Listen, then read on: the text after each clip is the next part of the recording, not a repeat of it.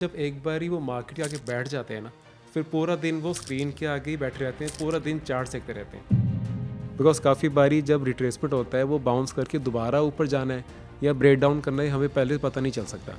RSI अगर तब तक 50 के अबव है उसको हम राइड करते रहेंगे। अगर उसमें मोमेंटम है तो वो 50 को कभी भी ब्रेक नहीं करेगा डेली चार्ट्स के अंदर। आई थिंक एडवांटेज आपकी ये है कि आप जितना ज़्यादा आपके ओवरऑल लाइफ में पेशेंस रहेगा वही चीज़ तो मार्केट में दिखेगी। फिर आप रियल लाइफ में अग्रेसिव हो, रियल लाइफ में अगर आप में बिल्कुल पेशेंस नहीं है एंड आप सोचोगे मैं स्विंग ट्रेड अच्छा कर लूँगा, वो कभी नहीं हो पाएगा। हरनीत जी, इस पर्टिकुलर स्ट्रैटेजी में जो एग्जिट है वो RSI 50 के नीचे बंद होने में है। कई बार ऐसा होता होगा, एक स्टॉक में कोई बुरी खबर आई, वो टूटता ही जा रहा है और पता लगे डे एंड पे उसकी RSI 40 हो गई। तो ऐसे भी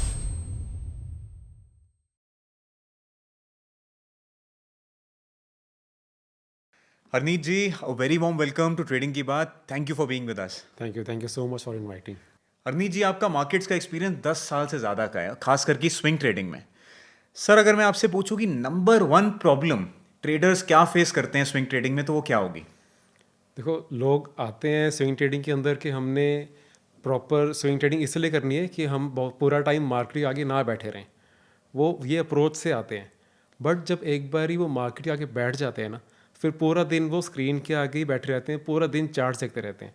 तो वो अपने आप को कहते हैं कि हम डेली चार्ट फॉलो कर रहे हैं, हम तो स्विंग ट्रेडर हैं। बट अगर आप पूरे दिन स्क्रीन के आगे बैठे हो तो आप डेली चार्ट फॉलो नहीं कर रहे, फिर आप 5 मिनट का चार्ट ही फॉलो कर रहे हो। बिकॉज हर एक जो मार्केट की मूवमेंट है उसके साथ साथ आपका भी ब्लड प्रेशर ऊपर नीचे जाएगा, आप अपने ही बनाए हुए रूल्स को फॉलो नहीं कर पाओगे। तो लोग स्विंग ट्रेडिंग में अप्रोच ये लेके आते हैं, बट फिर ड्रिफ्ट हो जाते हैं शॉर्टर टाइम फ्रेम की तरफ। एंड उनको लगता है यार पता नहीं शायद स्विंग ट्रेडिंग वर्क नहीं कर रही है, बट उन्होंने वो अभी तक सिस्टम्स नहीं बनाए हुए। वो उनकी अभी भी जो रूटीन है अभी भी उसी तरफ लेके जा रही है उनको, जैसे कि वो फुल टाइम ट्रेडर हो। बट मैं यही कहता हूँ कि स्विंग ट्रेडिंग के लिए आप अगर अपार्ट फ्रॉम ट्रेडिंग कुछ और कर रहे हो ना, तो आपकी ट्रेडिंग और अच्छी होगी। अगर आपका टाइम मोस्ट ऑफ टाइम आपका कहीं और जाता है, मार्केट में नहीं जाता, तो आपकी ट्रेडिंग हमेशा अच्छी रहेगी। तो सर, मतलब है कि स्क्रीन के आगे जितना कम टाइम बिताओगे जितना कम। उतना आपका प्रॉफिट बनाने का चांस बढ़ जाता है। राइट। नाउ सर, एक चीज़ मुझे पूछनी है। अब देखो, कोई फुल टाइम ट्रेडर है, पहले तो मुझे लगता है कि एक फुल टाइम ट्रेडर को स्विंग ट्रेडिंग मतलब स्विंग ट्रेडिंग जो बेसिकली जो कर रहा है उसको फुल टाइम करने की ज़रूरत ही नहीं है, नहीं करनी रिक्वायरमेंट ही चाहिए, नहीं नहीं है। करनी चाहिए। बट अगर कोई कर भी रहा है या किसी को ऐसा है कि मुझे प्रॉब्लम ये है कि मैं सबसे ज़्यादा टाइम स्क्रीन के आगे बिता रहा हूँ, तो व्हाट डू यू रेकमेंड, क्या करना चाहिए जिससे आप उससे हट पाओ? देखो, अगर आपने डेली चार्ट सपोज फॉलो करने हैं स्विंग ट्रेडिंग के लिए, तो आपने सुबह के 10 मिनट 15 मिनट देखना है, फिर मार्केट क्लोजिंग के राउंड देखना है। बीच में आपने कुछ भी और वर्क ढूंढना है कि जिस टाइम आप मार्केट से दूर रहो। ये आपको ना एनवायरनमेंट जैसे डिज़ाइन कहते हैं। जैसे अगर मैं एग्जांपल दे रहा हूँ, सपोज अगर आप बोलो कि मैं डाइट कॉन्शियस हूँ, मैंने आइसक्रीम्स नहीं खाने, बट अगर आपने आइसक्रीम अपने घर पे किचन में लेके रखी भी है ना, तो आप बार बार आपको टेम्पटेशन आएगी कि यार आइसक्रीम खा लूँ, बार बार आपको अपने आप कंट्रोल करना पड़ेगा। तो सिमिलरली अगर आप स्क्रीन के आगे बैठे हो तो आपको बार बार मन करेगा ट्रेड कर लूँ, आपको मार्केट बुलाएगी कि ये सेटअप आ रहा है, ब्रेकआउट आ रहा है, ट्रेड कर लो। तो आपने वो इन्वायरमेंट रखना ही नहीं है। उस टाइम पे अपने आप को बिजी करो, कुछ भी और करो। मैं अपनी बुक्स लिख पाया, कंटेंट क्रिएट कर लेता हूँ मैं, बिकॉज मैं जैसे 10:30 होते हैं उससे लेकर 2:30 तक मैं बिल्कुल फ्री हूँ। वो टाइम मेरे पास था, फ्री था, तो मैं बाकी काम कर पाया। और ये सबको करना चाहिए। कोई जॉब कर रहा है, प्लीज़ प्लीज़ अपनी जॉब क्विट मत करो ट्रेडिंग में आने के लिए। आप ट्रेडिंग के साथ साथ जॉब के साथ आप बहुत अच्छा दोनों मैनेज कर सकते हो। जब आपने अपनी जॉब क्विट कर दी, अब एक इनकम सोर्स, आपको जो स्टेडी इनकम सोर्स आ रहा था वो आना बंद हो गया। अब आपका सारा प्रेशर टू अर्न आ जाएगा ट्रेडिंग के थ्रू। और ट्रेडिंग स्विंग ट्रेडिंग के अंदर मार्केट पूरे साल ट्रेंडिंग नहीं रहती। आपको पूरे साल में अगर 3 4 अच्छे महीने मिल जाए ट्रेंडिंग वाले टाइम पे, और उस टाइम अच्छे से आप स्विंग ट्रेडिंग कर पाओ और बाकी टाइम फ्री बैठ पाओ, तो ट्रेडिंग अच्छी होगी। लोग फ्री नहीं बैठ पाते, वो सबसे बड़ी प्रॉब्लम है। सर, आपने एक चीज़ मेंशन करी, सिस्टम। जो सिस्टम होता है वो एक ट्रेडर के पास होना ज़रूरी है कि रैंडम ट्रेडिंग में ना करूं, मेरे पास राइट। एक फ्रेमवर्क हो जिसके बीच में हम ऑपरेट कर पाएं। सर, आज आप एक स्ट्रैटेजी भी डिस्कस करने वाले हो which is a system only, right. And this is called RSI highway strategy. बड़ा इंटरेस्टिंग नाम है। तो थोड़ा सा प्लीज़ ब्रीफ करो कि ये स्ट्रैटेजी है क्या और ये स्विंग ट्रेडर्स के लिए कैसे हेल्पफुल हो सकती है? राइट। तो ये मैंने इसको समझाने के लिए बहुत ईजी वे में ऐसे समझाया हुआ है, बिकॉज मेरा यही पर्पस रहता है कि देखो, जो मेन पार्ट है ना ट्रेडिंग का, वो होता है साइकोलॉजी। आपने अपने इमोशंस को कैसे हैंडल करना है। तो आपका एक्चुअली सिस्टम पार्ट बहुत ईजी होना चाहिए। आपकी स्ट्रैटेजी अगर कॉम्प्लिकेट होगी ना ज़्यादा, फिर आप अपने इमोशंस को मैनेज करोगे कि स्ट्रैटेजी को मैनेज करोगे। इसलिए स्ट्रैटेजी को मैंने बिल्कुल जैसे बच्चों की तरह समझाया हुआ है। इस वजह से मैं आपको अपने चार्ट्स भी दिखाऊंगा, प्रॉपर स्ट्रैटेजी आपको साथ साथ में एक्सप्लेन भी करूंगा इसके अंदर। ठीक है, तो सर एक बड़ा सिंपल चीज़ से शुरू करते हैं। RSI हाईवे स्ट्रैटेजी, इसका मतलब क्या है? पहले तो ये RSI से ही डिराइव हो रही है, राइट। तो इसमें आप RSI का यूज़ कैसे कर रहे हो और RSI पहले तो क्यों यूज़ कर रहे हो? देखो, RSI मोस्टली वर्ल्ड वाइड लोग सोचते हैं कि यूज़ किस लिए होता है। वो सोचते हैं RSI अबव 70 चले गया तो यानी कि ओवरबॉट हो गया, अब यहाँ से फॉल आएगा, या RSI बिलो 30 चले गया तो ओवरसोल्ड हो गया, अब यहाँ पे बाय कर लो। बट एक्चुअल में मैं जो चार्ट्स में भी आपको दिखाऊंगा, RSI है रिलेटिव स्ट्रेंथ इंडेक्स। जब इसके अंदर 70 अबव गया है तो उसमें और स्ट्रेंथ होती है काफ़ी बारी, मोमेंटम शो हो रहा है उसके अंदर। जो भी आपके अच्छे मल्टी बैगर स्टॉक्स होते हैं, जो अच्छे मोमेंटम स्टॉक्स होते हैं, वो एक बारी अपनी लाइफ हाई ब्रेक करते हैं। एक काफ़ी लंबे टाइम के बाद ब्रेकआउट्स आते हैं उनके अंदर, तो वो 52 वीक हाई या लाइफ हाई ब्रेक करते हैं, उसके बाद उनका मोमेंटम शुरू होता है। एंड अगर आप कन्वेंशनल बोर्ड से RSI को देखते हो, फिर आप सोचो कि यार 70 अबव चले गए, अब तो ओवरबॉट हो गया, अब यहाँ से निकल जाओ, बट वहाँ पे गेम स्टार्ट होती है। तो ये वाले RSI हाईवे स्ट्रेटजी के अंदर हाईवे में रहे मंथली चार्ट। तो अगर आपने किसी जर्नी पे जाना है, अगर जैसे हम यहाँ पे दिल्ली में हैं, यहाँ से अगर हमने जयपुर जाना है, तो हाईवे बहुत अच्छा होना चाहिए। तो हाईवे हमारा मंथली चार्ट है। अगर हमारा मंथली चार्ट ही अच्छा नहीं है, अगर हमारा हाईवे स्मूथ नहीं है, हम वहाँ पे अपनी कार लेके नहीं जाएंगे। सबसे पहले हाईवे, देन उसके बाद आगे weekly chart. Weekly chart is your car. अगर आपकी हाईवे बहुत अच्छा बना है, बिल्कुल स्मूथ है, बट आपकी कार ही भी अप टू द मार्क नहीं है, कार ठीक नहीं है, तो भी हम उसके अंदर एंटर नहीं करेंगे। और अगर एक बारी आपका हाईवे भी ठीक है एंड आपकी कार भी ठीक है, तो दोनों चीज़ें ठीक है, यानी कि मंथली एंड वीकली चार्ट्स दोनों ठीक है। बट हो सकता है आपको बीच में कोई स्टॉप्स लेने पड़े, आपको रिफ्रेशमेंट के लिए कोई स्टॉप ले रहे हो आप, कोई स्पीड ब्रेकर आ गया, तो आप उसमें ये मतलब नहीं है कि वो रोड ही ख़राब है या कार ही ख़राब है, आप किसी रीज़न से आप थोड़ा टाइम रुके थे, तो वो आपका डेली चार्ट है। तो हम मंथली चार्ट स्ट्रॉन्गेस्ट देख रहे हैं, देन वीकली चार्ट में भी सब कुछ अच्छा होना चाहिए, स्ट्रॉन्ग होना चाहिए, देन डेली में हम ऐसे डिप्स देख रहे हैं जहाँ पे हम वहाँ पे उसे बाय कर सकें। तो यानी कि हाईवे आपका ठीक है, कार ठीक है, एंड जो मिनी थोड़े से स्पॉट आपने स्टॉप लिए थे, उस टाइम पे आके हम उसको कैच करेंगे, एंड वो RSI के थ्रू हम उसको कैच करते हैं। नाउ सर, हम इसमें RSI मंथली यूज़ कर रहे हैं। अब मंथली पे ऐसा होता है ना कि RSI, जब आपने जैसे 70 बोला कि 70 के ऊपर मोमेंटम आता है, बट RSI जब हम 60 भी देखते हैं कि मंथली चार्ट्स में RSI 60 आ रही है, वो कैंडल बहुत बड़ी बन चुकी होती है, और दिमाग में कभी कभी ऐसा होता है कि यार ये मूव तो ऑलरेडी निकल चुका है, इतना मूव तो निकल गया, अब इसमें बचा क्या है, राइट। और इतना बढ़ गया और कितना जाएगा। बट क्या जब मंथली पे इतने बड़े बड़े मूव्स आ चुके हैं तो वो और कैरी फॉरवर्ड होते हैं? हाँ, वो पूरे होते हैं। इनफैक्ट हमने मंथली पे ट्रेड नहीं करना, हम मंथली देख रहे हैं, टॉप डाउन अप्रोच फॉलो कर रहे हैं। हम मंथली देख रहे हैं, वीकली देख रहे हैं, फिर ट्रेड एंड ट्रेल हम डेली चार्ट्स पे कर रहे हैं। ओके, हम एक्चुअली डेली चार्ट्स पे ट्रेड तो हम अब RSI जैसे मेरा है कि 50 से बाउंस होके या पहली बारी 50 से क्रॉस ओवर हुआ है RSI डेली चार्ट पे, तो हम बाय करते हैं। बट ये चीज़ हम उस पर नहीं करेंगे जिसमें भी मंथली वीकली चार्ट ही अच्छे नहीं है, ये उसी पे करेंगे जिसमें मंथली और वीकली चार्ट ऑलरेडी शो कर रहे हैं कि स्ट्रेंथ है उनके अंदर, उनके अंदर हम बाय करेंगे। तो हम मंथली से हम उसका ओवरऑल एक जूम करके व्यू ले रहे हैं, जूम आउट व्यू, देन हम वीकली चार्ट का व्यू ले रहे हैं कि उसमें कोई क्लोजेस्ट कोई रेजिस्टेंस तो नहीं है, एंड फिर उसको actual trade and trail daily chart के अकॉर्डिंग कर रहे हैं। अनीत जी, अगर मैं आपसे डिटेल में प्रोसेस समझना चाहूँ स्टॉक सिलेक्शन का इस स्ट्रैटेजी के बेसिस पे, तो लेट से हमारे पास 500 स्टॉक्स हैं, राइट। ठीक है। 500 स्टॉक्स में सबसे पहले आप क्या करोगे? आप वो स्टॉक्स ढूंढोगे जिसमें मंथली RSI 50 से ज़्यादा है, क्या प्रोसेस रहेगा? मंथली 60 से अबव है, ठीक है, वीकली 60 से अबव है, देन 50 में RSI को जस्ट टच करके बाउंस करके वहाँ से कोई स्टॉक बाउंस करके कर रहा है, या फिर कोई RSI पहली बारी नीचे से क्रॉस ओवर कर रही है 50 के अबव डेली चार्ट्स के ऊपर। ओके सर, तो मंथली वीकली 60 ठीक है। And daily bounce from RSI और क्रॉस ओवर फ्रॉम 50। अच्छा, सो आपने पहले मंथली के बेसिस पे फिल्टर कर लिया, फिर आपने weekly। और स्टॉक्स देख लिए जिसमें वीकली भी 50 से ऊपर है, 60 से 60 से ऊपर है। 60 50। 60 50, और 50 में आप डेली चार्ट पे देख रहे हो कि 50 RSI कहाँ क्रॉस हो रही है। हाँ, या फिर ऊपर से डिप करके, ठीक है, रिट्रेस करके बाउंस होके 50 से दोबारा से, मतलब उसमें हम RSI से बाउंस देख रहे हैं एंड बेसिक प्राइस सेक्शन में भी देख रहे हैं कि वहाँ पे उस टाइम पे प्राइस में कुछ हैमर बन रहा है, कुछ बुलिश इंगल्फिंग कैंडल बन रही है, बेसिक के प्राइस सेक्शन साथ में हम कंबाइन कर रहे हैं हम। अच्छा, तो आप देख रहे हो कोई स्ट्रॉन्ग कैंडल बन रही है और RSI ऊपर से डिप करी 50 के आसपास या 50 से नीचे? 50 पे, 50 से नीचे नहीं। अच्छा, 50 पे डिप करी और फिर एक ग्रीन कैंडल बनी, स्ट्रॉन्ग ग्रीन कैंडल की RSI फिर से ऊपर आ गई। हाँ। तो वहां पे आप ट्रेड ले रहे हो? वहाँ पे ट्रेड किया और हमारा जब तक RSI 50 के अबव है तब तक हम उसको हम ट्रेल करेंगे। ओके, सो आपकी जो एंट्रीज हैं वो एंट्रीज हमेशा डेली पे होंगी, अगर डेली पे कंडीशन मीट हो रही है तो। ठीक है। एंड सर इस केस में लेट्स से हमने एंट्री तो ले ली, अब स्टॉप लॉस कहाँ पे रहेगा? स्टॉप लॉस जस्ट आपके यहाँ तो RSI 50 के नीचे चल जाए, ठीक है। या फिर बिकॉज ऑफ प्राइस एक्शन भी देख रहे हो तो जो स्विंग लो है, अगर आपने कोई बुलिश इंगल्फिंग कैंडल देखा है पर उसका ट्रिगर देख रहे हो, यानी कि उस बुलिश इंगल्फिंग कैंडल का हाई ब्रेक देख रहे हो, तो अगर बुलिश इंगल्फिंग कैंडल का लो ब्रेक होता है तो वहाँ पे बड़ा स्टॉप लॉस है। अच्छा, या तो लो पे होगा या आप कैंडल क्लोज का वेट करोगे कि अगर RSI 50 के नीचे बंद हो जाती है कैंडल तो आप उसको और exit कर हमारा दोगे। प्रॉफिट ट्रेल भी ऐसे ही होगा।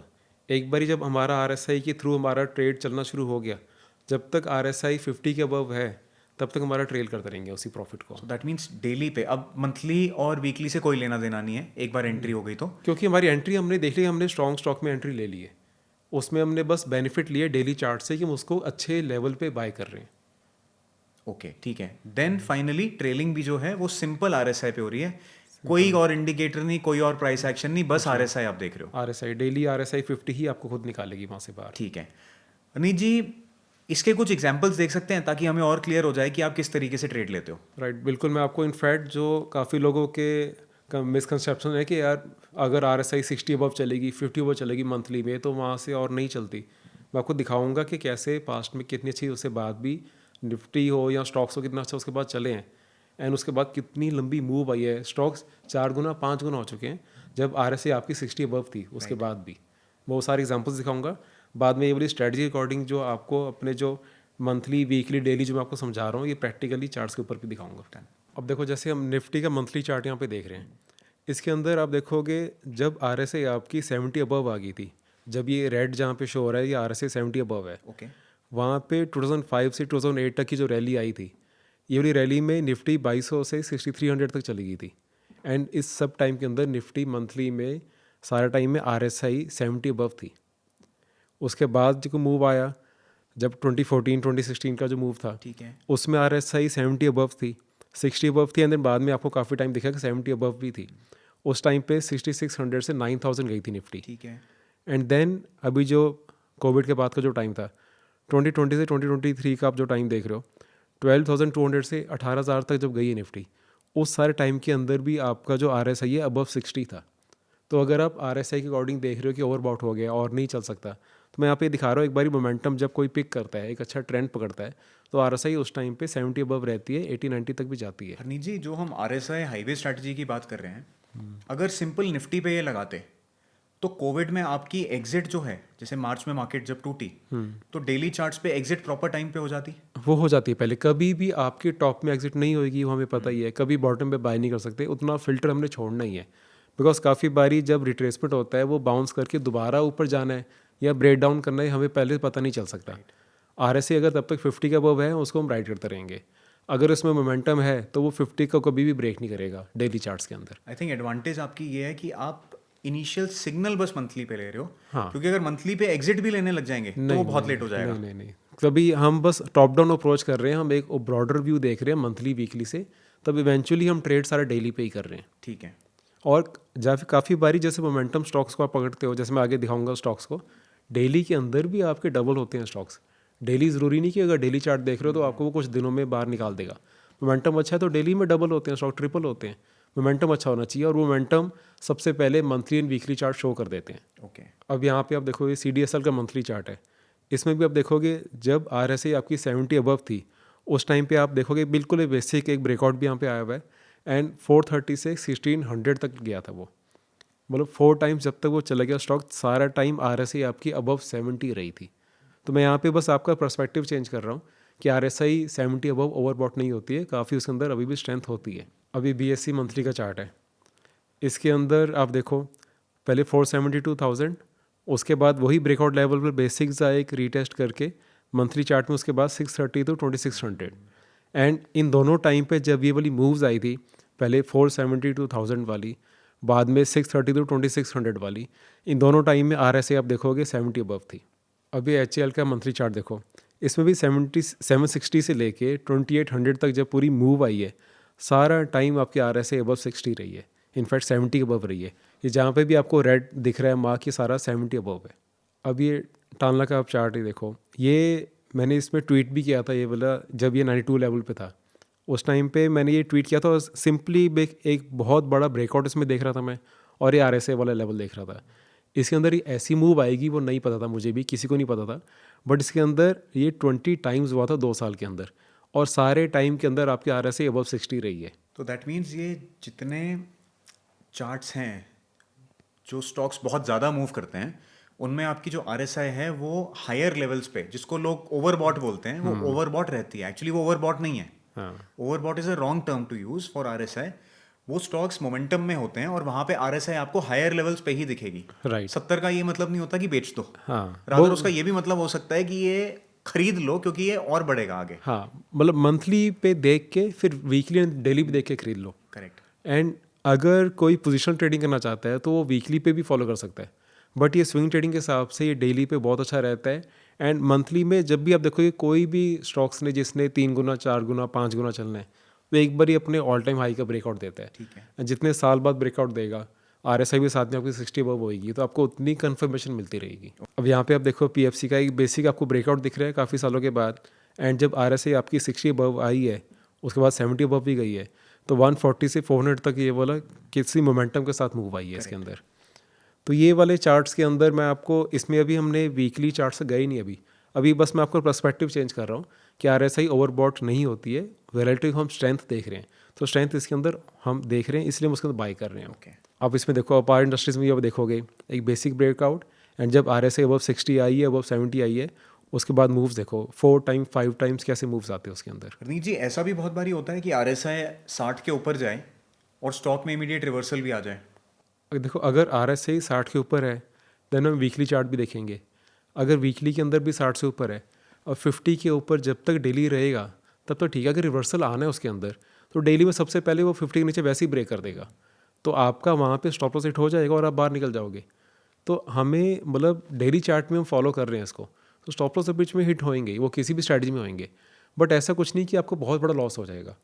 वो बहुत बड़ा लॉस तब होगा कि अगर आप उसमें 50 के नीचे जाने के बाद भी वेट कर रहे हो, फिर आप अगर होप कैटेगरी में शिफ्ट हो गए कि नहीं यार रिवर्सल आ जाएगा, दोबारा से 50 अबव चल जाएगा, 50 के नीचे डेली में RSI चली गई है तो आपने निकल जाना है बस। ओके। अब आप देखोगे, अब हमने स्ट्रेंथ के एग्जांपल्स देख लिए थे, अब ये उसका मैं ऑपोजिट दिखा रहा हूँ, वीकनेस के एग्जांपल्स दिखा रहा हूँ। अभी रिलायंस कैपिटल का वीकली चार्ट है, इसके अंदर RSI जब 30 के नीचे गई है वीकली चार्ट के अंदर, उस टाइम पे आपका 100 से प्राइस 5 तक गया है एक साल के अंदर अंदर, और इस सब लेवल पे वो 30 के नीचे ही RSI थी। अब इसको तो ओवरसोल्ड के चक्कर में लोग बाय कर लेते हैं, एंड काफ़ी लोग इस टाइम पे बाय करते भी है। वो देखते हैं कि यार इतना गिरे और कितना गिरेगा, बट हमने ये सब नहीं सोचना कितना गिरेगा और कहाँ तक जाएगा। जब तक सिस्टम कह रहा है कि उसके अंदर कोई अभी आपको रिवर्सल नहीं दिख रहा, RSI बिलो इसमें 30 जा रही है, तो यानी ऐसे स्टॉक्स मैंने बाय कभी नहीं करने हैं। मोमेंटम के लिए, स्विंग ट्रेडिंग के लिए आपने हमेशा स्ट्रॉन्ग स्टॉक्स के साथ ही रहना है। DHFL के चार्ट के अंदर भी देख लो, ये भी वीकली चार्ट है, इसके अंदर भी 600 से प्राइस 15 तक गया था, एंड इस सब टाइम के अंदर वीकली चार्ट उसके अंदर अब बिलो 30 ही रहा था। एक बार थोड़ा स्पाइक आया था, प्राइस ने ब्रेकआउट करने की ट्राई करी, बट वो वीकली में भी 50 को भी ब्रेक नहीं कर पाया, अगेन वहाँ से रिजेक्ट हो कि RSI आपका 30 के नीचे चले गया। ठीक है। अभी RSI हाईवे का जो मैंने आपको समझाया था, मंथली चार्ट आपका हो जाता है हाईवे आपका, weekly chart is your car, and daily chart आपके वो माइनस स्टॉपेज है जहाँ पे आपको एंट्री करने का अच्छा चांस मिल जाता है। अब ये एंजल वन का मंथली चार्ट है, मंथली चार्ट मीन्स हमारा हाईवे। अब इसके अंदर हम देख रहे हैं कि एक ब्रेकआउट, इसके अंदर में सिंपल एक ब्रेकआउट देख रहे हैं। अनिल जी, क्या हमें वो स्टॉक्स लेने हैं जिसमें सिंपली RSI 60 के ऊपर है मंथली पे, या हमें ब्रेकआउट भी देखना है? नहीं, 60 के अबव है। काफ़ी बारी आपको कोई ऐसा स्टॉक मिल सकते हैं जिसमें RSI ऑलरेडी 70 अबव है मंथली में, वीकली में हो सकता है 60 अबव हो, बट मंथली में ऑलरेडी 70 अबव है, वो चलेगा। ठीक है। वीकली में भी अगर 65 70 है चलेगा, डेली में हमें वो उसका डिप देखना है कि डेली में वो 50 के पास आके बाउंस कर रहा है ठीक है, क्या। मतलब कोई एडिशनल कंडीशन नहीं है इसके अलावा? नहीं, हाँ, वो बस उसके अबव होने चाहिए, उसके अबव कितना है उसमें हमें मैटर और नहीं करता। ज़्यादातर ऐसा भी होता है कि अगर 70 से ऊपर या 60 से ऊपर RSI चल रही है तो इन स्टॉक्स ने ऑलरेडी ब्रेकआउट दे दिया है 52 वीक हाई पे। हाँ, वो होता है, होता ही है एंड वो। होता ही है, एंड डेली चार्ट के अंदर भी काफ़ी बारी होता है कि आपको वो कैच नहीं कर पाते आप काफ़ी बारी, तो कोई बात नहीं, अपने उसको वॉच लिस्ट में रखो। कोई कभी न्यूज़ आ जाती है, ओवरऑल ब्रॉडर मार्केट की न्यूज़ है, सारे स्टॉक्स में डिप आ जाता है, उस टाइम पे जब पूरे ब्रॉडर मार्केट गिर रही है, उस टाइम पे डिप आने पे आप कोई रैंडम स्टॉक ले लो या कोई ऐसा स्टॉक ले लो जो ऑलरेडी गिर रहा है, जिसमें मंथली वीकली दोनों 50 के 30 RSI नीचे है। उससे अच्छा है कि जब आपने अपनी ऐसी वॉच लिस्ट बना के रखी हुई है जिसमें आपकी मंथली और वीकली ऑलरेडी 60 अबव है, उसमें जब आप 50 के पास डेली चार्ट आता है RSI में, तब आप उसको बाई करो। ओके तो अपनी ये आपने RSI 50 डेली अकॉर्डिंग बाई करना है, पर उन्हीं स्टॉक में जिसमें ऑलरेडी आपका मंथली वीकली प्रूव कर चुके हैं कि उनमें स्ट्रेंथ है। ओके यानी कि उनका जैसे अब ये एंजल वन का मंथली चार्ट है, ये हाईवेज का, अब इसके अंदर ऑलरेडी हमारे देखा था कि ब्रेकआउट के साथ साथ हम देख रहे हैं कि वो 60 अबव RSI है, इनफैक्ट 70 अबव है। अब वीकली चार्ट के अंदर भी आप देखोगे, वीकली चार्ट में भी वो 70 के अबव है ये वाली, और RSI 60 अबव है। जो हमारी क्राइटेरिया थी मंथली का और वीकली का, यानी हमारा हाईवे भी ठीक था, हमारे यहाँ पे कार भी ठीक था। अब डेली के अंदर हमने इसके अंदर देखा, अभी जो लेवल्स मैंने मार्क करे हुए हैं, अब देखो कैसे बार बार 50 पे आ रहा है RSI, वहाँ से बाउंस ले रहा है, बुलिश कैंडल्स भी आ रही है, वहाँ से बाउंस आके कितना अच्छा आ रहा है, फिर दोबारा 50 पे आ रहा है, वहाँ से बाउंस कर रहा है, अगेन एक अच्छी मोमेंटम मूव आ रही है। एंड आगे जाके काफ़ी टाइम के बाद अब देखोगे दोबारा से 50 के पास आके जब बाउंस आया और वहाँ पे एक टाइट रेंज थी, वहाँ से अगेन अच्छी मूव आ गई। अब इसको इसमें ये वाले चार्ट में, ये स्क्रीनशॉट में अभी तक इसमें इसकी सेलिंग नहीं आई थी। मैं आपको लास्ट में सेलिंग वाला एग्जांपल दिखाऊंगा कि कैसे कोई अगर ब्रेकडाउन आता है और RSI भी 50 के नीचे आ जाती है तो हमने प्रॉफिट कैसे बुक करना है, क्योंकि ये ना काफ़ी लोगों के क्वेश्चंस होते हैं कि सर हम एंट्री तो हमने कर ली है, बट एग्जिट कहाँ करनी है, और एग्जिट प्रॉफिट एंट्री से ना बहुत ज़्यादा ज़रूरी है। एंट्री तो हो सकता है आप किसी से पूछ के भी कर लो, बट अगर आपको एग्जिट नहीं पता कहाँ करनी है तो आपका काफ़ी बारी प्रॉफिट आया हुआ वापस चल जाता है। अवनीत जी, लाइक ये जो एग्जांपल है डेली चार्ट का, इसमें ऐसा होगा बहुत बारी कि आपकी RSI 50 पे आई, बाउंस करी, वापस नीचे आ गई, फिर ऊपर आ गई, तो मतलब एक चिप चॉप जोन में है। हाँ, तो ऐसे में क्या मल्टीपल एंट्रीज होती रहेंगी या कोई लिमिट है कितनी एंट्रीज करनी है? नहीं, अब मैं 3 से ज़्यादा एंट्रीज नहीं करता, आप इसमें पार्ट एंट्रीज कर सकते हो। आप फर्स्ट एंट्री कर लो और उसके साथ आप बेसिक प्राइस सेशन को आप फॉलो करो। अब जैसे यहाँ पे देखोगे सेकंड जब एंट्री आ रही है, वहाँ पे बेसिक हॉरिजॉन्टल ब्रेकआउट भी आ रहा है, वहाँ पे पिरामिडिंग आप कर सकते हो, उसमें और एंट्री कर सकते हो, तो वो आपके चॉइस है। या तो आपने पहले में ही पोजीशन पूरी बना के रख ली, या फिर आप उसमें मल्टीपल एंट्रीज कर लो। Okay. वो पिरामिडिंग के अकॉर्डिंग आप कर सकते हो। अब आप ये देखोगे AB कैपिटल का मंथली चार्ट, अभी मैं उसी के आपको एग्जांपल्स दिखा रहा हूँ, और इसके अंदर भी देखो अब RSI जस्ट अभी 60 अबव गई है, एंड देन इसका जो वीकली चार्ट है इसमें भी RSI बहुत कंफर्टेबली अबव 60 है, इनफैक्ट अबव 70 है। अब इसमें डेली चार्ट के अंदर आप देखोगे फर्स्ट एंट्री देखो कैसी आई, जब वहाँ पे आके ऑलरेडी वो मंथली वीकली ठीक था, डेली में 50 से उसने बाउंस किया, उसके बाद बस हम उसको फिर ट्रेल कर रहे हैं। जब तक वो 50 के अबव चल रहा है, इसने दोबारा बाई चांस 50 पे कोई बाउंस दिया ही नहीं है, ये रिट्रेस हुआ ही नहीं, तब से मोमेंटम से अच्छा चल ही रहा है। अब देखो एयरटेल के अंदर मंथली चार्ट के अंदर RSI ऑलरेडी अबव 70 चल रही है, वीकली के अंदर देखोगे आप ऑलमोस्ट 70 के अराउंड, एंड देन डेली के अंदर जब एक बारी यहाँ पे पहले उसने, अब पहले के हमने 2 एग्जांपल्स देखे, तब RSI फॉल होके डेली चार्ट के अंदर वहाँ से बाउंस कर रही थी, यहाँ पे वो नीचे से ब्रेकआउट आए, RSI के वो पहली बारी प्राइस गए, वहाँ पे हमने बाय किया है, एंड उसके बाद पिरामिडिंग के उसने आगे हमें और चांसेस दिए जब वो 50 से आके बाउंस होकर ऊपर चल रही थी।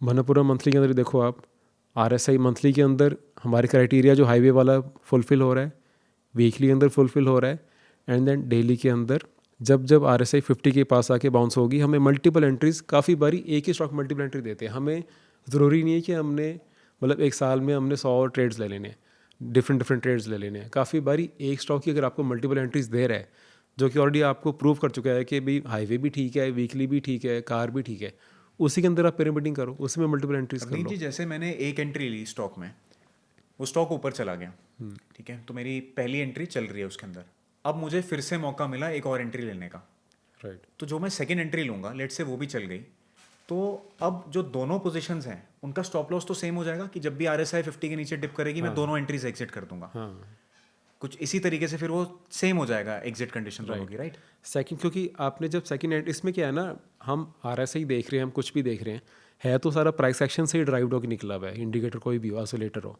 तो जब ये RSI 50 के नीचे जाएगा, आपको ऑलरेडी वहाँ पे ट्रेल हो गया, तो आपका RSI साथ साथ में ट्रेल हो रहा है, आपका RSI साथ साथ में मूव हो रहा है अपने प्राइस के साथ, तो आपको मतलब इसमें कैलकुलेशन नहीं करनी कि पहले मेरा स्टॉप लॉस कहाँ था, अब स्टॉप लॉस कहाँ रखना है। अब इसमें सर ऐसा होगा ना कि आपकी जब सेकेंड एंट्री है, RSI आपकी नीचे आई 50 के नीचे, तो पहली वाली एंट्री तो एग्जिट हो जाएगी। 50 के नीचे नहीं आनी, अगर 50 के नीचे आई फिर तो वैसे आपकी एग्जिट हो गई। एग्जिट हो गया, लेकिन 50 के ऊपर डिप फिर से मतलब राइज कर जाता है, तो फिर आपकी दोबारा एंट्री हो जाएगी इस केस में, वो फ्रेश एंट्री होगी, फ्रेश एंट्री हो जाएगी। हाँ, पर अगर वो 50 तक आके वहाँ से डिप ले रहा है, सिर्फ 50 के नीचे नहीं जा रहा, 50 पे, और वहाँ पे आपको जैसे यहाँ पे आप देखोगे बुलिश कैंडल्स भी आ रही है उस ब्रेकआउट जोन के अंदर, अगर वहाँ पे आके डिप ले रहा है, आपको ब्रेक डाउन नहीं कर रहा 50 से नीचे, तो वहाँ पे आपकी री एंट्री, एक मतलब पिरामिड एंट्री हो जाएगी, अगर वो उसके नीचे ब्रेक कर देता है तो पहली वाली एंट्री भी आपकी बाहर होगी। जी मैं थोड़ा सा अगर कंडीशन को और क्लियर करूं, 50 के नीचे जैसे ही बंद हुई आरएसआई आप करोगे एग्जिट, और जो हम कह रहे हैं कि 50 से बाउंस, अब वो 50 से बाउंस का क्या मतलब है कि 50 51 आई 52 आई जब फिर बाउंस आ गया?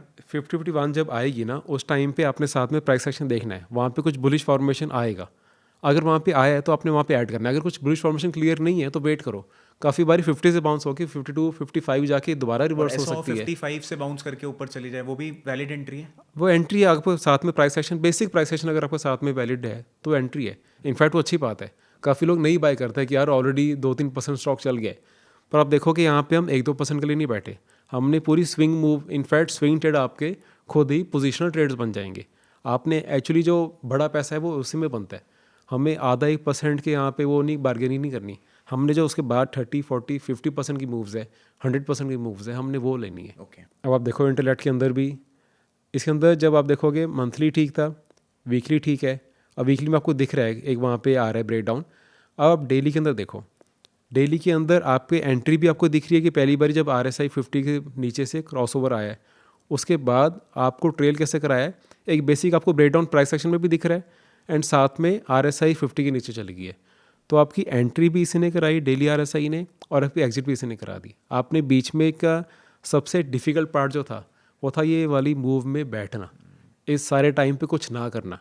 मतलब अगर आपका हाईवे ठीक चल रहा है, आपकी कार ठीक चल रही है, तो फिर आपको कार बाद में रोकनी नहीं है बिना कोई रीज़न के। आपने बार बार रुकोगे तो डेस्टिनेशन तक नहीं पहुंच पाओगे। हाईवे ठीक है, कार ठीक है, तो बैठे रहो। ओके तब बीच में कोई रीज़न ना ढूंढो निकलने के। लोग रीज़न ढूंढ रहे होते हैं इस टाइम पे। अगर कोई न्यूज़ आ गई, फ्रेंड ने कह दिया स्टॉक तो बहुत चल गया और कितना चलेगा, उसमें बेच देते हैं। वही प्रॉब्लम है ना, लोग अब ये स्ट्रेटजी फॉलो करने में मुश्किल नहीं लग रही। रूल वाइज ये स्ट्रेटजी बहुत ईजी है, बट लोग अपने ही रूल बना के फॉलो नहीं कर पाते हैं, वो इशू आ जाता है। ओके हरनीत जी, आपने ये पूरी स्ट्रैटेजी बताई। नाउ द थिंग इज कि आपने अपने एक्सपीरियंस से एक पूरा सिस्टम दे दिया। हमने अभी रिसेंटली दिनेश से बात करी थी, दिनेश ने भी मोमेंटम और स्विंग ट्रेडिंग के बारे में बात करी।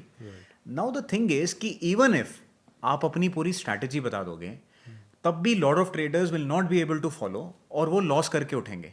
तो ऐसा क्यों है कि एक ट्रेडर इस सेम स्ट्रैटेजी में पैसे बना लेगा जैसे आप बना रहे हो, बट कोई और जो इसको फॉलो कर रहा होगा वो लॉस लेगा? Why is it so? ये सारी बात आ जाती है साइकोलॉजी की, उनका माइंडसेट कैसा है एंड उनकी रूटीन क्या है। अब मैंने भी स्टार्टिंग में बहुत लॉसेस करे हैं, बहुत मोटे मोटे लॉसेस करे हैं। हर लॉस के बाद कुछ ना कुछ लर्निंग मिलती थी, फिर उसको अप्लाई करते थे। अब ये सेम मैंने बताया, सेम स्ट्रेटजी फॉलो करनी बहुत ईजी है, और इसको जो फॉलो करेंगे तो मैं कर रहा हूँ, साथ में कोई और कर रहे हैं, हमारे दोनों के रिटर्न्स डिफरेंट होंगी। वही आप कह रहे हो, बिकॉज इसके अंदर अब मैंने ये फॉलो कर लिया। मैंने एक बार अब डेली चार्ट अगर मैंने फॉलो करना है, मैं उसके अंदर सुबह देखूंगा, उसके अंदर अगर ठीक एंट्री मेरी बन रही है, मैं एंट्री लेके निकल जाऊंगा। उसके बाद मैं सीधे मार्केट क्लोजिंग के पास आऊँगा, 2:45-3 बजे आया, अगर ठीक चल रहा है चलने दूंगा। नेक्स्ट डे सुबह देखूंगा, अगर वो उसके ऊपर ही चल रहा है चलने दूंगा, फिर मैं मार्केट क्लोजिंग के पास आऊँगा। अगर वहीं पर कोई और ट्रेडर पूरे दिन सामने बैठ के मार्केट आके बैठा हुआ है और वो 1 बजे भी मार्केट देख रहा है, 11 बजे भी मार्केट देख रहा है, तो वो उसको राइड नहीं कर पाएगा। सर ऐसा नहीं होता कि आपका जैसे बहुत प्रॉफिट आ रहा है, ठीक है, आपने पिछले दिन चेक किया था, अगले दिन सुबह देखते हो और वो स्टॉक 5-7% टूट गया है, तो ऐसा लगता है कभी कभी कि यार इसको कल ही बुक कर लेता तो कितना वो बढ़िया रहता। शुरू में तो लगता ही था, पर यही तो मतलब जितना टाइम आप मार्केट में रहोगे, क्योंकि काफ़ी बारी आप अगर पहले ही बुक कर लोगे, उसके बाद ये भी तो होता है कि वहाँ से वो और ऊपर जाते रहता है। बाउंस हल्का सा, मतलब डिप होता है हल्का सा, उसके बाद और ऊपर की जर्नी वो लेता रहता है। तो दोनों केस में इसमें तभी आपको अपने आप को ना सेटिस्फाई रखना है कि मेरा ट्रेलिंग स्टॉप लॉस से ही मैं निकलूँगा बाहर। जब तक वो डेली में 50 नीचे नहीं आएगा मैं नहीं निकलूँगा, क्योंकि हमने उसको ना फ़िल्टर देना है। 5-6% हमने ऊपर के छोड़ने हैं। अगर आपने कल नहीं बुक किया था, आज 5-7% आपको नीचे बुक करना पड़ रहा है, तो वो फ़िल्टर वो देना है। वो आपने पहले ही मान के चलना है कि इतना फ़िल्टर तो हमें देना ही पड़ेगा। टॉप पे हमने कभी सेल करना ही नहीं है, और टॉप पे वो हमने कोशिश करनी नहीं है। जो मेन बड़ा पैसा बनना है ना, वो आपकी जो बीच पे जो मूव है ना, जिसमें सारा स्विंग मूव आया है, वो उसमें बैठ के बनना है। हमने टॉप में बेच के कोई पैसा नहीं बनाना। नहीं जी, मेजर जो पैसा बनता है वो आपका बड़े मूव्स कैप्चर करने से बनता है, राइट? एक स्विंग ट्रेडर जब तक एक्सपोनेंशियल बड़े मूव्स कैप्चर नहीं करेगा, जैसे जो आपने चार्ट्स दिखाए जिनमें स्टॉक्स डबल हो गए, ट्रिपल हो गए, उन मूव्स को आप कैप्चर नहीं कर रहे हो, तो आपकी बड़ी रिटर्न्स भी नहीं आएंगी, फिर तो नॉर्मल रिटर्न्स आ रही हैं। नाउ इनको कैप्चर करने के लिए, इनको राइड करने के लिए आई थिंक एक बिल्कुल विनिंग माइंडसेट चाहिए।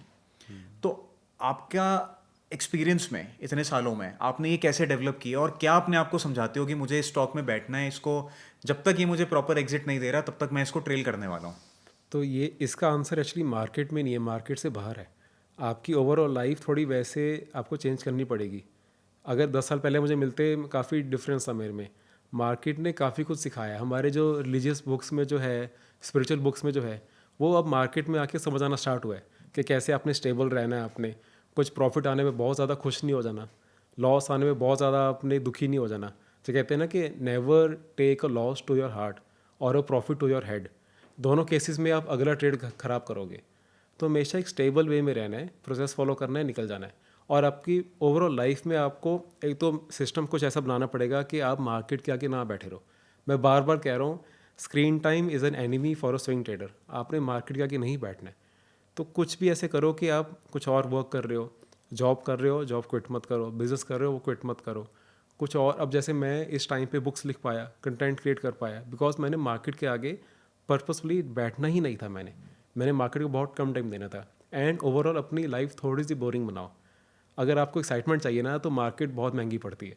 आपको मार्केट से एक्साइटमेंट बिल्कुल नहीं लेनी है।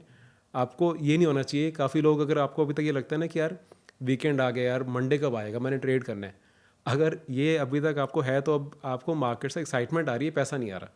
मार्केट, आपकी ओवरऑल लाइफ थोड़ी बोरिंग होनी चाहिए और मार्केट को भी आपने बोरिंग वे से लेना चाहिए। कहते हैं ना, बोर मेक्स मोर। जितना बोरिंग वे से रहोगे ना खुद भी। अब पहले जैसे मुझे था कि रोज़ कुछ ना कुछ स्टडी करते रहना मार्केट के बारे में, एक बारी पोजीशन ले ली, फिर मार्केट को बैठ के देखते रहना। बट अब ट्राई करो कि ओवरऑल आपके थोड़े आप पेशेंस आपके अंदर आए। आप कहीं ट्रैवल कर रहे हो, कार के अंदर विदाउट म्यूज़िक करो, कोई पॉडकास्ट ना सुनो। हमें आजकल ना हसल कल्चर में, हमें प्रोडक्टिविटी में बहुत ज़्यादा डाला जा टू रहा है। डू समथिंग, कुछ ना कुछ करते रहना, खाली नहीं बैठना। फ्री बैठ ही नहीं सकते हम, और फ़ोन के बाद तो हम वैसे नहीं बैठ पाते। अब देखो ना, पहले के एक स्टडी आई थी, पहले के जो जो आप सारे जो म्यूचुअल फंड्स लेते थे, उसकी एवरेज होल्डिंग पीरियड 3 इयर्स थी, फिर 11 मंथ्स हो गई। इस टाइम पे कुछ डेज रह गई है। ये भी म्यूचुअल फंड्स की बात कर रहा हूँ मैं, स्टॉक्स की बात नहीं कर रहा हूँ। बिकॉज पहले आपको जाके सारे ट्रेड्स करने हैं, कुछ करना है, फिर वो कॉलिंग वाले फ़ोन आए, और फ़ोन के अंदर हमारे एक क्लिक करके हो जाता है। एंड आप देखो ना, पहले जैसे अगर हमने कोई मूवी देखनी है, फ्राइडे फ्राइडे टीवी पे एक मूवी आती थी, देन ओटीटी आए। अब जब से रील्स आई हैं, हमारा पेशेंस तो बचा ही नहीं है। 10 सेकंड की रील होती है, उसमें भी वो लिखा होता है वेट फॉर इट, क्योंकि ना पता है हम 10 सेकंड भी नहीं रोकेंगे। अगर स्टार्टिंग वाली 3 सेकंड्स, जिसको हम हुक कहते हैं, अगर उस 3 सेकंड्स के अंदर कुछ एक्साइटिंग नहीं लगा, तो हम रील को भी स्किप कर देते हैं। तो यहाँ पे हमारा ब्रेन तो वही है। एक तरफ हम सोच रहे हैं कि हम इतने ज़्यादा ओवर स्टिमुलेटेड रहें, हम इतना ज़्यादा हमें डोपामिन हर टाइम मिलता रहे, पर साथ साथ में हम सोच रहे हैं कि किसी स्टॉक में हम 6 महीने 8 महीने बैठेंगे भी, तो वो नहीं होगा। आपको अपनी रियल लाइफ में थोड़े ऐसे रूल्स बनाने पड़ेंगे। मार्केट आवर्स के अंदर सोशल मीडिया से दूर रहो एटलीस्ट। अगर आप इवनिंग में आपने देखना है, देख लो, अगर आपसे नहीं कंट्रोल हो रहा। जितना ज़्यादा सोशल मीडिया से दूर रहोगे, जितना ज़्यादा आपके ओवरऑल लाइफ में पेशेंस रहेगा, वही चीज़ तो मार्केट में दिखेगी। फिर आप रियल लाइफ में अग्रेसिव हो, रियल लाइफ में अगर आप में बिल्कुल पेशेंस नहीं है, एंड आप सोचोगे मैं स्विंग ट्रेड अच्छा कर लूँगा, वो कभी नहीं हो पाएगा। हरनीत जी, इस पर्टिकुलर स्ट्रैटेजी में जो एग्जिट है वो RSI 50 के नीचे बंद होने में है। कई बार ऐसा होता होगा, एक स्टॉक में कोई बुरी खबर आई, वो टूटता ही जा रहा है और पता लगे डे एंड पे उसकी RSI 40 हो गई। तो ऐसे भी केसेस होते हैं, और ऐसे केसेस होते हैं तो क्या आप एंड तक बैठते हो या ड्यूरिंग द डे कोई एक्शन लेते हो? नहीं, अगर ये होगा, अगर तो सुबह ही हो गया, जो सुबह की 15 मिनट्स में कह रहा हूँ। पहले देखो 9:15 टू 9:30 वाला टाइम पे आपने मार्केट में नहीं आना है। वो स्टार्टिंग वाला जो हाई वॉलेटाइल पीरियड है, उस टाइम पे जब पुराने ऑर्डर्स कट रहे हैं, न्यू ऑर्डर्स डल रहे हैं, वो टाइम पे अपने मार्केट से दूर रहना है। बट अगर 9:30 टू 9:45 वाली कैंडल आप एक बारी चाहिए उस टाइम पे देख लो 15 मिनट्स की, उस टाइम पे अगर वो ब्रेक डाउन कर रहा है 50 के नीचे आपका RSI डेली में, एक बार ही निकल जाओ। अब काफ़ी बारी क्या होता है कि स्टॉक नीचे आ रहा है, कोई न्यूज़ थी सपोज, नीचे आ रहा है, बट मार्केट क्लोजिंग से पहले उसमें एकदम रिवर्सल आ गया। एक नीचे लोअर कैंडल, लोअर विक बनी, एक लोअर शेडो बनी है, मार्केट दोबारा रिवर्स हो रही है, आपका स्टॉक रिवर्स हो गया, एंड RSI दोबारा 50 से अब चला गया, उसमें री एंट्री कर लो। बट एक बारी सुबह अगर आपको दिख रहा है 50 के नीचे जाता हुआ, सुबह आपने एक बारी निकल जाना है। आपने फिर डे क्लोजिंग तक पूरा नहीं वेट करना। तो वही ना, आपका पूरे दिन में जो इंपॉर्टेंट टाइम्स है, या वो सुबह के टाइम है 9:30 टू 9:45, या फिर मार्केट क्लोजिंग के पास। काफ़ी बारी होगा, ऐसे होगा कि कभी कभी होगा कि सुबह 9:30 तक, 9:45 तक आपका वो ब्रेकडाउन नहीं आया एंड क्लोजिंग तक आ गया। आपको हो सकता है उस दिन 3-4% का लॉस हो गया, तो वो आपने बेयर करना है। बट अगर कोई बहुत बड़ी न्यूज़ है, अगर कोई स्टॉक 20% का नीचे लोअर सर्किट लगाना है, तो आपका वो सुबह के टाइम पे वो आपका ऑलरेडी आरएसआई के नीचे आ चुका होएगा। हरनीत जी, हमने बहुत सारे चार्ट्स देखे कि कहाँ पे ये स्ट्रैटेजी परफॉर्म कर रही है और बहुत अच्छा परफॉर्म कर रही है। सर, व्यूअर्स को कुछ ये भी बता दो कि कहाँ पे ये स्ट्रैटेजी नहीं परफॉर्म करती, सो दैट मेंटली वो तैयार रहें कि इस केस में मुझे लॉस भी लगेगा। देखो, ये स्ट्रैटेजी या कोई भी स्ट्रैटेजी, अगर व्यूअर्स ऑलरेडी कोई स्ट्रैटेजी अपनी फॉलो करते हैं, उसके भी कुछ बेसिक रूल्स है कि आपने ट्रेड ही कब करना है। अगर आपकी मार्केट ब्रेड्थ अच्छी नहीं है, यानी कि अभी आपके ज़्यादातर स्टॉक्स 52 वीक हाईज़ के पास नहीं है, आपके ज़्यादातर स्टॉक्स लाइफ टाइम हाई के पास नहीं चल रहे, तो वो वैसे ही शो करता है कि आपकी मार्केट इस टाइम इतनी ज़्यादा स्ट्रांग नहीं है। तब ट्रेंडिंग जब नहीं है मार्केट को, जब स्टॉक चॉपी वेज में चल रही है, मार्केट साइडवेज चल रही है, उस टाइम पे कोई भी स्ट्रेटजी अच्छे से काम नहीं करेगी। तो आपको उस टाइम पे मार्केट से बाहर रहना है, जिसको कहते हैं ना सिट आउट पावर। वो एक स्विंग ट्रेड में होनी चाहिए कि जब मोमेंटम अच्छा है, मोमेंटम अच्छा कैसे है, अगर आपके ज़्यादातर स्टॉक्स ऑल टाइम हाई के पास चल रहे हैं। इसके लिए कोई फिल्टर होता है, कोई आप स्कैनर होता है क्या? बेसिक आप charting.com जैसे उस पर जाके आप बेसिक स्कैनर उसमें रन कर लो। एक तो स्कैनर उसमें होम पेज पे ही है, 52 वीक हाई स्कैनर। ओके। उसमें आपको आप इवनिंग में रोज़ वो रन करो, उसमें दिखाएगा कितने स्टॉक्स न्यू 50 वीक हाई मार रहे हैं। जितने ज़्यादा स्टॉक्स 50 वीक हाई रोज़ मार रहे हैं, वो आपको ओवरऑल मार्केट की स्ट्रेंथ दिखा रहा है। और बीच में अभी जैसे 2026 का जो पहले वाले 3-4 महीने गए हैं, उस टाइम पे आप देखोगे वो वाले स्कैनर के अंदर ज़्यादा नाम ही नहीं आ रहे थे, सिर्फ 3-4 स्टॉक्स आ रहे हैं जो 50 वीक हाई मार रहे हैं। और जब अच्छा मोमेंटम का टाइम होता है, उस टाइम पे वो मतलब आपके पास 60-70 नाम, वो इतने स्टॉक्स आ रहे होते हैं रोज़। तो एक तो कितने स्टॉक्स ऑल टाइम हाई मार रहे हैं, 50 वीक हाई मार रहे हैं। और अगर ज़्यादातर स्टॉक्स अपने ऑल टाइम हाई से 25% से नीचे गए हुए हैं, तो शो कर रहा है कि इस टाइम मार्केट में ओवरऑल ब्रेड्थ अच्छी नहीं है। अगर आपका स्मॉल कैप के अगर आप चार्ट देखो, स्मॉल कैप के अंदर अगर आपका ओवरऑल वो अपने 50 वीक हाई से 25% से नीचे गिरा हुआ है, तो आपके जो मिड स्मॉल कैप इतने अच्छे नहीं चलेंगे उस टाइम पे। उस टाइम पे जब आपको दिख रही है मार्केट की ब्रेड्थ अच्छी नहीं है, चाहे न्यूज़ उस टाइम पॉजिटिव भी हो, कुछ भी हो, उस टाइम पे थोड़ा वेट करो, उस टाइम पे ट्रेड मत करो। जब हो सकता है कभी काफ़ी बारी पेसिमिज्म होती है मार्केट में, बट आपको दिखेंगे यार बहुत सारे स्टॉक्स न्यू हाइज मारना स्टार्ट हो गए हैं, जिसको ट्रू मार्केट लीडर्स कहते हैं, जिसको फ्यूचर लीडर्स कहते हैं। जब आपको दिख रहा है कि यार काफ़ी स्टॉक ऑल टाइम हाई मार रहे हैं, चाहे न्यूज़ अभी नेगेटिव है, काफ़ी स्टॉक 50 वीक हाई मार रहे हैं, ज़्यादातर स्टॉक्स अपने टॉप 20% के ऊपर ऊपर ही चल रहे हैं, अपने मतलब ऑल द हाई से 20% नीचे ज़्यादा नहीं गिरे हुए, उस टाइम पे आपको शो हो रहा है कि मार्केट में मोमेंटम है। उस टाइम पे आपकी ये स्ट्रैटेजी, सारी स्ट्रैटेजी अच्छे से वर्क करेंगी। पर प्रॉब्लम क्या है, स्विंग ट्रेडर सोचते हैं, खासकर जो न्यू आते हैं, उनको लगता है यार हमने हमेशा ट्रेड करना है, कि अगर एक ट्रेड कटा है तो दूसरा ट्रेड साथ साथ मिल जाए। कोई आज ट्रेड करा है, अगले हफ्ते भी कोई ट्रेड मिलता रहे। ऐसे नहीं होता, आपको काफ़ी बारी फ्री बैठना पड़ेगा। जितना ज़्यादा फ्री बैठोगे ना आप अपनी कैपिटल तो सेव कर ही रहे हो, आप अपनी फाइनेंशियल कैपिटल सेव कर रहे हो, आप अपनी इमोशनल कैपिटल भी सेव कर रहे हो। अगर आप चौपी मार्केट में ट्रेड करते रहोगे, एक तो आप लॉसेस करते रहोगे, आप जैसे कहते हैं ना डेथ बाय 1000 कट्स, एक तो आपके लॉसेस होते रहे बार बार, और ऊपर से आप हर लॉस पे आप और डिमोटिवेट हो रहे हो, आपके लॉस पूरी लूजिंग स्ट्रीक चल गई है। उसके बाद मार्केट अब हमेशा चॉपीनेस में नहीं रहेगा, मार्केट रिवर्स करेगा, मार्केट दोबारा मोमेंटम में आएगा, पर तब तक आप एग्जॉस्ट हो चुके हो। उस टाइम पे आपके पास ना अपनी इमोशनल कैपिटल बची है, ना फाइनेंशियल कैपिटल बची है। सर, अगर हम ये फिल्टर का वेट कर रहे हैं, लेट्स से 52 वीक हाई वाले का, कि मेजॉरिटी या काफ़ी ज़्यादा स्टॉक्स इस कैटेगरी में आ जाए जहाँ वो 52 वीक हाई ब्रेक कर रहे हैं, तो बहुत बार ऐसा नहीं होगा कि हमारे कुछ स्टॉक्स में सेटअप ही मिस हो जाएगा, और वो अगर मिस हो गया है तो क्या हमें दोबारा वेट करना है या वहाँ पे एंट्री ले लेनी है? नहीं, आपको एंट्री 50 के अराउंड ही करनी है। आपने अगर डेली में 50 के अराउंड है तभी एंट्री करनी है। बट आपने इवनिंग में रोज़ जब ये स्कैन कर रहे हो और कुछ नहीं कर रहे, तो 50 हाई वाला स्कैन कर रहे हो, इवनिंग अपने डेली स्कैन करने हैं, आपको उसमें से वो दिखना स्टार्ट हो जाएगा। जो इमर्ज कर रहे हैं, जो न्यू ब्रेकआउट्स आ रहे हैं, वो पहले अपना 50 हाई का ब्रेकआउट देंगे मंथली वीकली के अंदर, तो आपको दिख जाएगा वो। एंड उसके अंदर बस आपने उसको वॉच करके वीकेंड में उसके फिर डेली के अकॉर्डिंग उसे राइड करना है। हरनीत जी, आई थिंक वंडरफुल सेशन। आपने पूरा एक सिस्टम दिया है, पूरी एक स्ट्रैटेजी दी है, साथ में उसका माइंडसेट, साथ में उसकी ट्रेडिंग साइकोलॉजी भी बताई है कि इसको सक्सेसफुली इम्प्लीमेंट कैसे करना है। जाते जाते एनी वर्ड्स जो आप फाइनली बताना चाहोगे कि अगर इस टाइप की स्ट्रैटेजी को या कोई भी स्विंग ट्रेडिंग मोमेंटम स्ट्रैटेजी को चलाना है तो इस पर्टिकुलर बात का खास ख्याल रखो? वो यही रहेगा कि मार्केट से थोड़ा दूर रहो। जितना ज़्यादा टाइम आप मार्केट के अलावा कुछ और करने में बिजी रहोगे तो आपकी ट्रेडिंग अच्छी रहेगी। मार्केट से अपना ब्रेड एंड बटर निकालने की ट्राई मत करो, ब्रेड एंड बटर अपना कहीं और से रखो। मार्केट तो आपको ज़्यादा अच्छा देगी। कहते हैं ना, अगर आपको बहुत ज़्यादा अर्जेंसी है कि आपको मार्केट से ही प्रॉफिट निकालना है, फिर आप अर्जेंसी में आके ओवर ट्रेड करते हो, अर्जेंसी में आके रिवेंज ट्रेडिंग करते हो, फिर आपके उस टाइम पे माइंडसेट सारा ख़राब हो जाता है।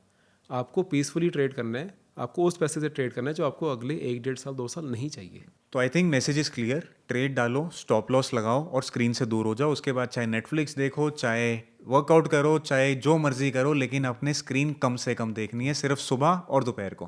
That's all. Arneet ji, fantastic session, thank you so much for sharing all this knowledge and wonderful, was wonderful having you here. Thank you, it was pleasure, thank you so much.